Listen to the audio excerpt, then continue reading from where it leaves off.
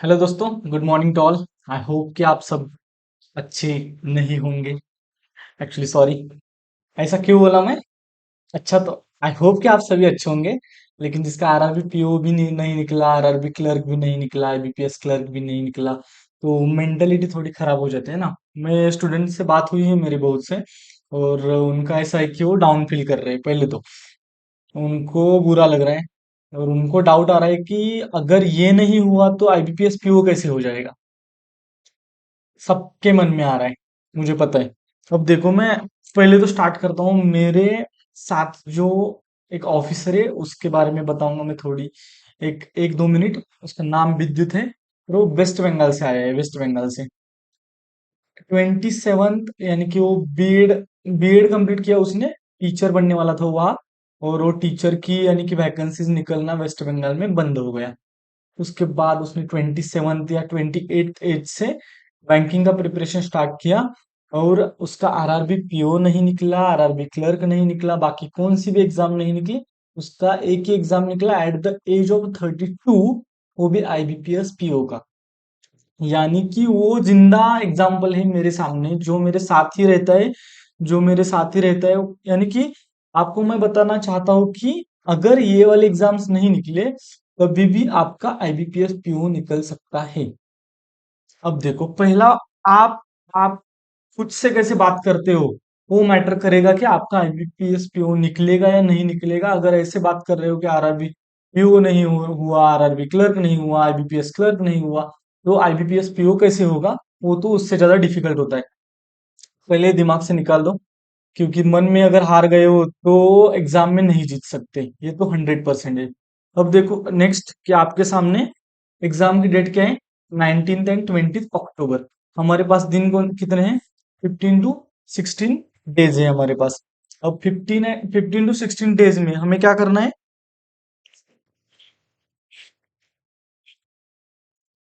अब देखो, 15 to 16 days है हमें हमारे पास। मैक्सिमम फोकस करना है प्रीलिम्स निकालने के ऊपर। फिर जीए कब करोगे? सोचो भी मत उसके बारे में। यानी कि मैं बोल सकता हूँ कि दिन में 1 या 2 घंटे जीए को दो। डेली का जीए करो, बाकी कुछ भी मत करो। और बाकी जीए नहीं पढ़ूंगा तो कैसे होगा? सिर्फ प्रीलिम्स निकलेगा, मेंस नहीं निकलेगा। अरे भाई, सिर्फ प्रीलिम्स तो निकालो पहले। और जो बंदा आईबीपीएस पीओ की प्री के दिन के बाद ही मेंस का प्रिपरेशन स्टार्ट करेगा, उसका आईबीपीएस पीओ का मेंस भी निकलेगा। आप प्रिपरेशन स्टार्ट करते हो आईबीपीएस पीओ यानी कि एग्जाम का रिजल्ट निकलने के बाद। रिजल्ट लगने के बाद अगर आपने प्रिपरेशन स्टार्ट किया, यानी कि जैसे कि एक दो दिन पहले आईबीपीएस क्लर्क का रिजल्ट आया, और आप इस 10 दिनों में ट्राई करोगे कि मुझे क्लियर करना है एग्जाम, तो नहीं होगा। आईबीपीएस क्लर्क का पेपर होने के बाद अगर आपने स्टार्ट किया है तो हो सकता है। यानी कि आईबीपीएस पीओ का पेपर होने के बाद, पेपर 19th एंड 20th को है। मैंने अब ये देखा नहीं है कि देखो यहाँ मैं जाऊंगा। IBPS, sorry sorry sorry, IBPS PO mains exam date 2024। Mains का देखो 30th ऑफ नवंबर बता रहे हैं। कितना बता रहे हैं? 30th नवंबर। Sorry sorry sorry sorry. अब आप ही देखो कि 19th एंड 20th अक्टूबर को प्रीलिम्स है, मेंस है 30th ऑफ नवंबर को। यानी कि कितने दिन है आपके पास? आपके पास एक्चुअल में सच में बहुत दिन है। तो मेंस के बारे में मत सोचो, ओनली फोकस ऑन प्रीलिम्स। मैं तो यही कहूंगा। 1 घंटा मैक्स, 1 या 2 घंटे मैक्सिमम जीए को 2 दिन का करने के लिए, बाकी कुछ मत करो। 99.99% यानी कि सॉरी 95% तो कम से कम आपका फोकस आईबीपीएस पीओ के प्रीलिम्स के ऊपर होना चाहिए। और पहला, ये वाला, रोना बंद करना है। यानी कि मेरा नहीं हुआ तो कैसे होगा, बंद करो भाई। अब ऐसा बोलोगे तो आप छोड़ के, मुझे ऐसा लग रहा है कि मैं छोड़ के जाऊं, मुझसे नहीं होगा, घर वालों को कैसे मुंह दिखाओ। छोड़ दो। अगर आपको छोड़ना है ना तो छोड़ दो। 10 लाख स्टूडेंट है, उसमें से 50 यानी 50,000 at the end banking sector में इस साल लगने वाले हैं। आपने छोड़ दिया तो क्या ही होगा? नुकसान तो आपका ही है। तो आप छोड़ भी सकते हो। सोचो, आपको छोड़ना नहीं है, लेकिन आप बोल रहे हो कि मैं छोड़ देता हूँ। आपको अब देखो, यहां से स्टार्ट होगा आपका माइंडसेट।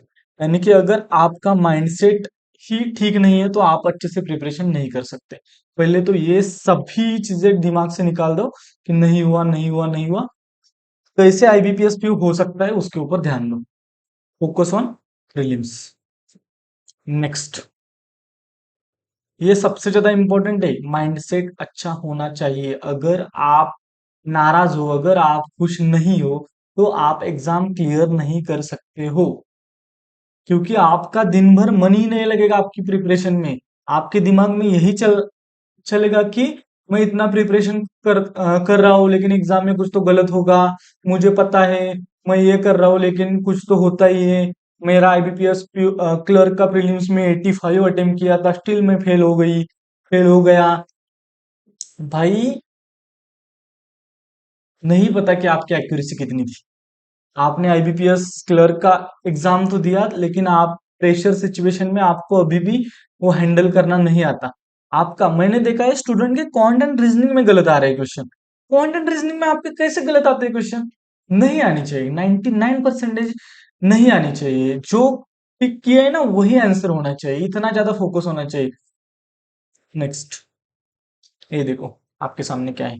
2023 का कट ऑफ प्रीलिम्स का 54.25, 2022 का 49.75, जनरल का इतना है, यानी कि बाकी कास्ट का तो उससे नीचे ही होगा। 2021 में 50.5।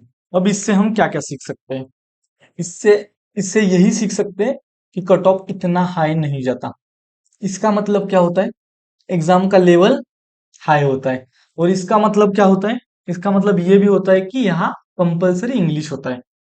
इंग्लिश जहां आता है, उनके अटेम्प्ट तो बढ़ जाते हैं, लेकिन स्कोर इतना नहीं बढ़ता, क्योंकि इंग्लिश एक्यूरेसी खराब कर देता है।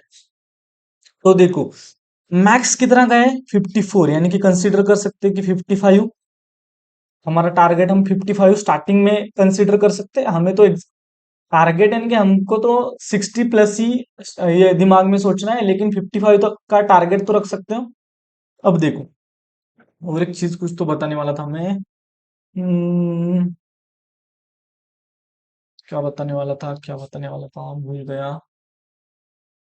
रहने दो। इस अब देखो, 55 आपने टारगेट रखा है आपके दिमाग में। अब सोचो, नेक्स्ट स्ट्रेटजी के बारे में सोचते हैं हम। पहला पहला एक पॉइंट है, कितने कितने पॉसिबिलिटीज हो सकती है। Quant, reasoning, English. नॉर्मल में इजी, यानी कि आपसे ऐसा समझो कि मैं बात कर रहा हूँ कि हाँ, क्या क्या कर सकते हैं हम, कैसे कर सकते हैं, क्या स्ट्रेटजी होनी चाहिए। नॉर्मल नॉर्मल सोचो कि हाँ, 55 तक अटेम्प्ट यानी कि मार्क्स लेके जाने हैं, तो मैं क्या कर सकता हूँ? रीजनिंग 20, 20 मार्क्स आ सकते हैं रीजनिंग में। क्वांट 20, इसको मैं स्टार कर देता हूँ। और इंग्लिश 15, 20, 20, 15 कितना हो गया? 55। इंग्लिश सबका ऐसा समझो कि बुरा है, आपका इंग्लिश अच्छा नहीं। 15 मार्क्स का अगर टारगेट ले लिया, तो अभी भी 55 मार्क्स आ रहे। यानी कि अब देखो, क्वांट में विदाउट अरिथमेटिक कितने क्वेश्चन होते हैं? 20 क्वेश्चन होते हैं। क्वांट में विदाउट अरिथमेटिक 20 क्वेश्चन होते हैं। रीजनिंग में पजल के एक दो तीन क्वेश्चन भी छोड़ दिए, तभी भी 20 मार्क्स ये हो रहे, आ रहे। और इंग्लिश में तो आपको ही ध्यान रखना है। मेरी स्ट्रेटजी ऐसी रहती थी कि मैं 20 क्वेश्चंस, 20 मिनट्स, 30 क्वेश्चन, ऐसा एग्जाम को देखता ही नहीं था। मैं एग्जाम में पहले जो जो क्वेश्चन मुझसे नहीं होते थे, जैसे कि एरर डिटेक्शन, अगर लगता है कि मेरा इतना स्ट्रांग नहीं है, नहीं तो एरर डिटेक्शन में गंदे क्वेश्चन पूछे गए कि इसमें से कौन सा सही है। अब देखो, इसमें से कौन सा सही है, ऐसा क्वेश्चन जो होता है उसमें से तीन, यानी कि बाकी अगर चार पार्ट किए सेंटेंस के, बाकी तीन में गलत है और एक में सही है, वो ढूंढना मुश्किल हो जाता है। तो एरर डिटेक्शन पहले से स्किप कर दिया। उसके बाद अगर पैराजम्बल गंदा दिख रहा है तो उसको स्किप कर दिया।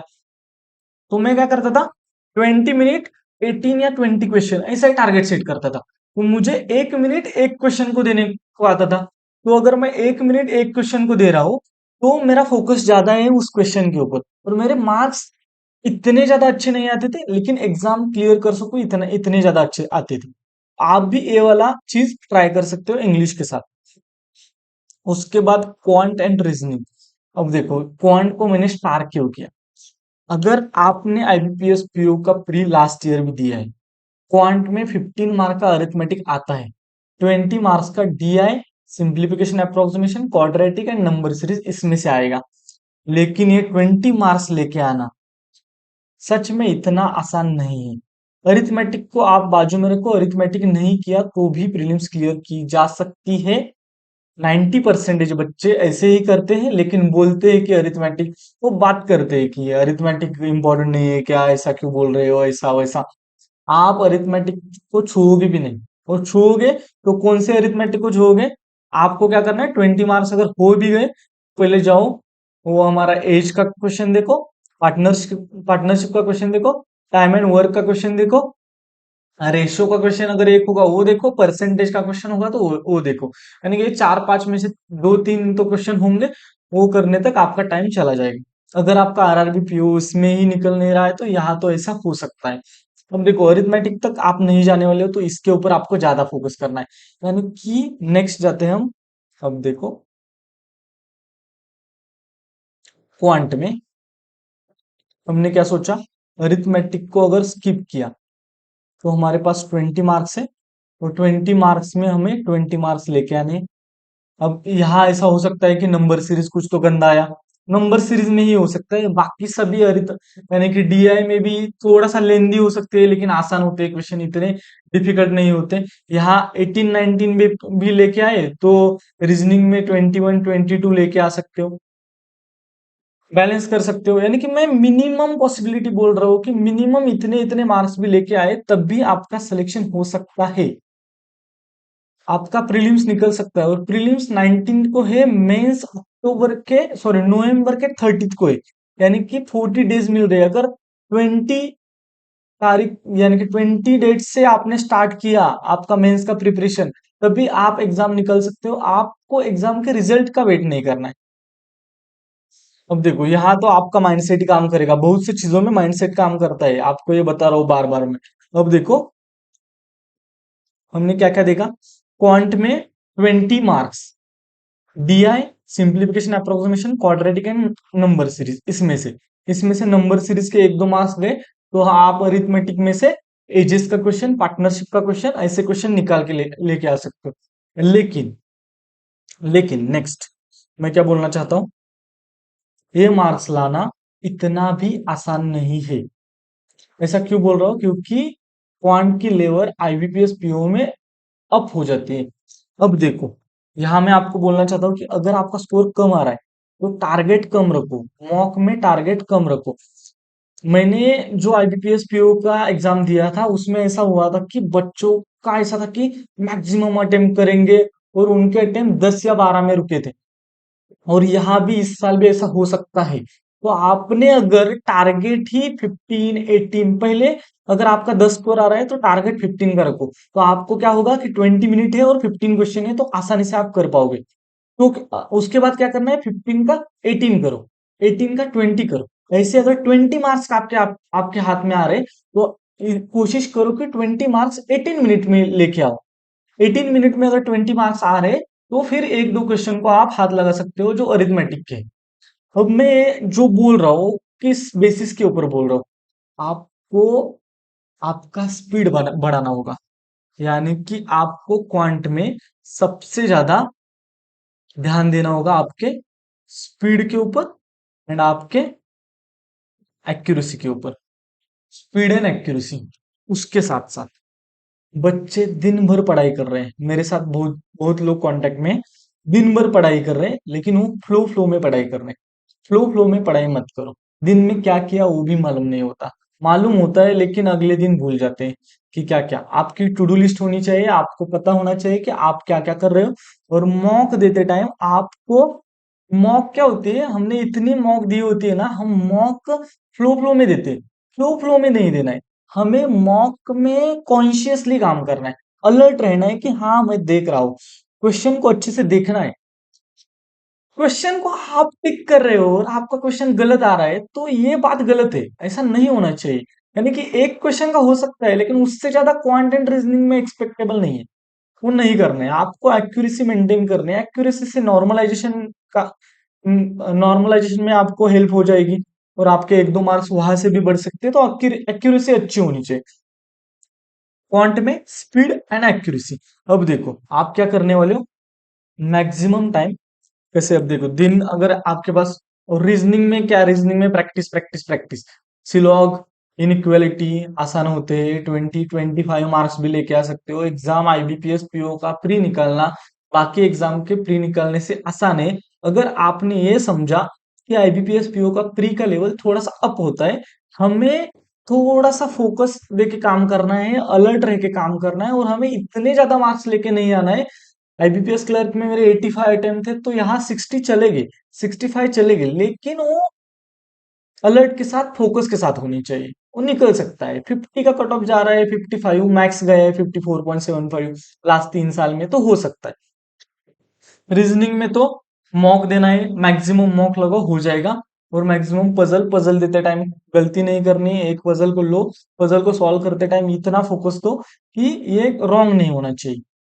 अब देखो मैं आपको दिन भर क्या करना है, यानी कि एक्चुअल स्ट्रेटजी बताने आया था लेकिन ये बड़बड़ कर रहा हूँ। क्यों? क्योंकि मुझे पता है कि क्या इंपॉर्टेंट है। स्ट्रेटजी में यही इंपॉर्टेंट है कि पहले आपका माइंडसेट शिफ्ट करना, दूसरा आपका कट ऑफ के ऊपर ध्यान होना, तीसरा आप जो कर रहे हो वो आपको पता होना चाहिए आप क्या कर रहे हो। आपको ही पता नहीं होता कि आप क्या कर रहे हो। इंग्लिश में आप एक्सपेक्ट कर रहे हो कि 20 मार्क्स आए, 25 मार्क्स आए। आईबीपीएस पीओ के एग्जाम में इतने मार्क्स नहीं आते। क्वांट में आप 25 का टारगेट लोगे तो फंसोगे भाई। आपको पता नहीं क्वांट का लेवल भी अप आता है, यानी कि सिंप्लीफिकेशन अप्रोक्सीमेशन भी अप आता है। जिसने लास्ट ईयर एग्जाम दिए वो कमेंट बॉक्स में कमेंट कर सकते हैं, आपको समझ में आएगा कि क्या होता है। आपको अब देखो स्पीड के ऊपर काम करना है। मैं नॉर्मल प्लानिंग कैसे बताऊंगा कि पहले आपको क्या करना है। दिन की शुरुआत में आप गए, आप जाओ और क्विजेस लगाओ, प्रैक्टिस मॉक के ऊपर प्रैक्टिस मॉक।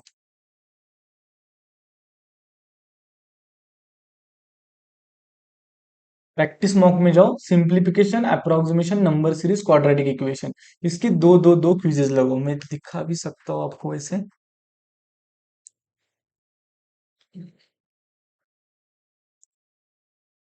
प्रैक्टिस मॉक यहाँ था ना।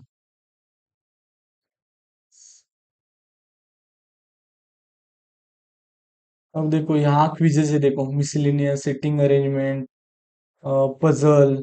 उसके बाद अगर यहाँ मैं क्वांट में गया तो क्वांट में यहाँ नंबर सीरीज, सिंप्लीफिकेशन, सिंप्लीफिकेशन मैं सिंप्लीफिकेशन के बहुत क्विज लगाता था। यहाँ सॉल्यूशन एनालिसिस, यहाँ 48। यानी कि ये वाले क्विजेज अगर आपने लगाए दिन के स्टार्टिंग में, आपको दिन के स्टार्टिंग में ये वाले क्विजेज लगाने, ये वाले क्विजेज लगाने के बाद आप कहाँ जाओगे, आप जाओगे मॉक देने। पहले तो क्या किया आपने, simplification approximation number series quadratic इसके क्विजेस लगाए। क्विजेस से आपका दिमाग चलना स्टार्ट हुआ दिन में, दिन के स्टार्टिंग में ही। फिर आपने लगाई एक मॉक, प्रीलिम्स की एक मॉक, प्री की मॉक। अब देखो यहाँ क्या करना है आपको, प्री की मॉक एक 1 आवर की होती है, आपको तो पता है।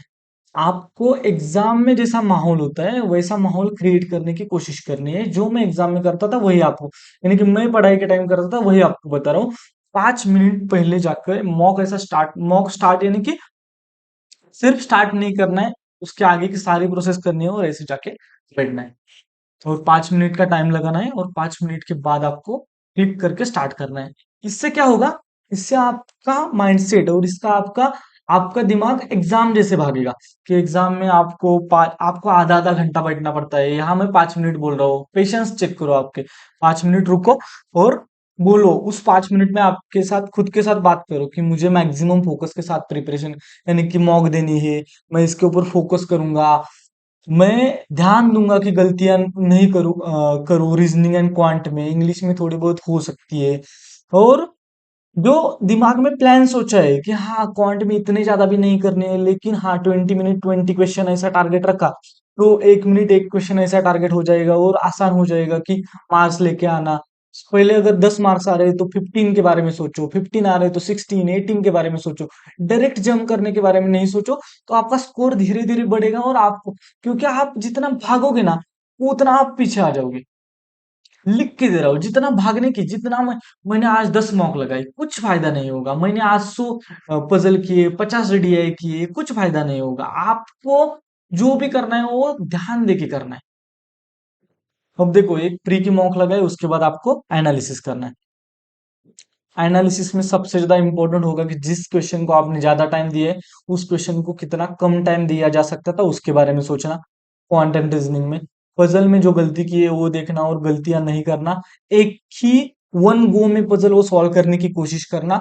उसके बाद इंग्लिश को अच्छे से पढ़ना कि हाँ, ये वाला क्वेश्चन मैं नहीं लिया होता तो चल सकता था, ये वाला लेना चाहिए था।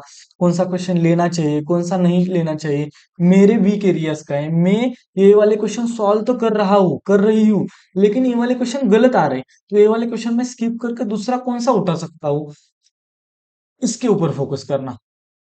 तो दिन की शुरुआत हुई आपकी प्रैक्टिस से। उसके बाद आपने दिया आईबीपीएस पीओ का एक मॉक। बज गए 10। जल्दी सुबह उठना है, 10 बजे तक ये दो हो जाता है। उसके बाद या आप समझो कि एक ब्रेक लिया 10:30 तक, और उसके बाद आप पढ़ाई स्टार्ट किया। वहां 10:30 के आगे आगे क्या करना है आपको, 1 या 2 घंटे आपको जीए का पढ़ना है। पढ़ो। 12 बजे तक जीए का प्रिपरेशन किया आपने, नहीं तो ऐसा समझो कि 11 बजे तक आपने यही किया, क्या बोलते हो, इंग्लिश का और मॉक का एनालिसिस किया। और 11 से 1 तक आपने क्या किया, आपने जीए का प्रिपरेशन किया। करो। उतना भी ज्यादा छोड़ना नहीं, क्योंकि दिन भर आपको बाद बाद में quant and reasoning and English pre का ही प्रिपरेशन करना है। उसके बाद आप गए खाना खाने, 2 बजे वापस आए। 2 से 3 बजे तक आपने दी आरआरबी क्लर्क की एक मॉक। आरआरबी क्लर्क की मॉक क्यों देनी है, आपका स्पीड बढ़ाते हैं आरआरबी क्लर्क की मॉक। मैं क्या बोल रहा हूँ, आरआरबी क्लर्क की मॉक, आरआरबी क्लर्क फेल भी हो गए तभी भी देना है, क्योंकि वो सभी टॉपिक को छू के आते हैं। और उसके बाद क्या होता है, सभी टॉपिक को आपने हाथ लगाया, यानी कि जो आपका स्पीड मैथ्स वाला काम होता है ना, वो आरआरबी क्लर्क कर देती है। स्पीड मैथ्स और या स्पीड रीजनिंग समझो, जो भी समझ रहे हैं, वो आपका आरआरबी क्लर्क का मॉक कर देती है। उसमें सभी टाइप के क्वेश्चन होते हैं और स्पीड से दिमाग चलता है। और 2 to 3 में तो नींद ही आती है, तो उस टाइम में आप फिर से आपके ब्रेन को अलर्ट करो, और 2 to 3 आप ये कर सकते हो। उसके बाद आपने क्या किया, 3 to 4, अगर आपका इंग्लिश इतना अच्छा नहीं है, तो ट्राई करो कि एक इंग्लिश का सेक्शनल लगाओ, और इंग्लिश का सेक्शनल लगा के उसका एनालिसिस करो। 1 घंटा कंप्लीट दिया तो भी चलेगा। अच्छे से एनालिसिस करो, एक एक क्वेश्चन को अच्छे से देखो कि एरर डिटेक्शन में क्या गलतियां कर रहा हो, ये नहीं करना चाहिए। इसके बाद क्या आता है, ईडी कब लगता है, ईडी कब नहीं लगता, वर्क का थर्ड फॉर्म, ये वाली बातें होती है ना, छोटी छोटी बातें। फिर जो पैराजम्बल होता है उसको कनेक्ट कैसे करते हैं, उसके बारे में सोचो। एक किया आपने 1 घंटा।